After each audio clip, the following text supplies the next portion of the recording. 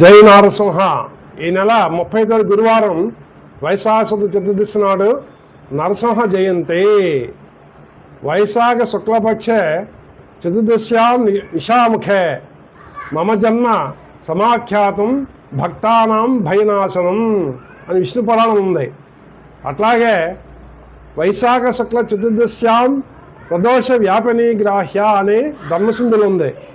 అంటే స్వామిట వైశాఖ శుద్ధ చతుర్దశి సాయం సంధ్యా సమయంలో ఆవిర్భించినట్లు మనకి విష్ణు పురాణం చెప్తోంది. అట్లాగే ప్రహ్లాదుని కోరికపై హిరణ్యకం సంహరించుటకు అహోబిలంలో స్వామి ఉద్భవించినట్లు మనకి స్కాంద పురాణం బ్రహ్మాండ పురాణము చెబుతున్నాయి. అహోబిలంలో నవనారసింహులు చాలా ప్రసిద్ధి.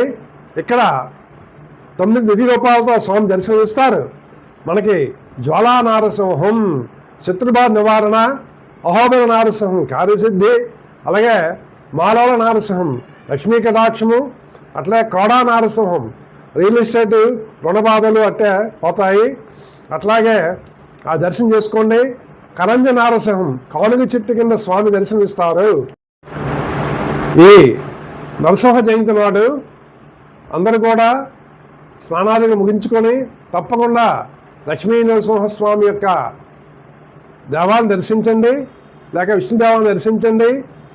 మీకు వీలైతే ఉగ్రం వీరం మహావిష్ణుం జ్వలంతం సర్వతోముఖం నృసింహం భీషణం భద్రం మమామ్యహం అనే మంత్రాన్ని చదువుకోండి.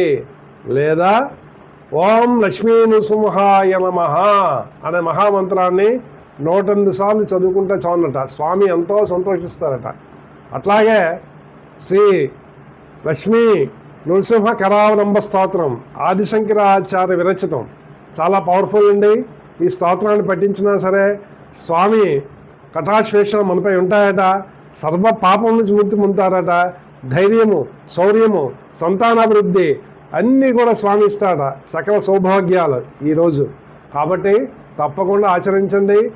మరియు పప్పు పానకము, బెల్లం పానకము, వడపప్పుని బెల్లం పానకాన్ని పేదలకు దానం చేయండి, వస్త్రదానం చేయండి, అట్లాగే ఉలకదానం చేయండి. స్వామి కటాక్ష వేషణాలు మీపై ఉంటాయి. లక్ష్మీ కటాక్షం ఉంటుందని, సర్వ పాపం విముక్తి పొందుతారని, సర్వ శత్రు భయం నుంచి విముక్తి పొందుతారని మనకి స్కాంద పురాణము అట్లాగే బ్రహ్మాండ పురాణం చెప్తుంది. కాబట్టి అందరూ ఆచరించాలని కోరుకుంటూ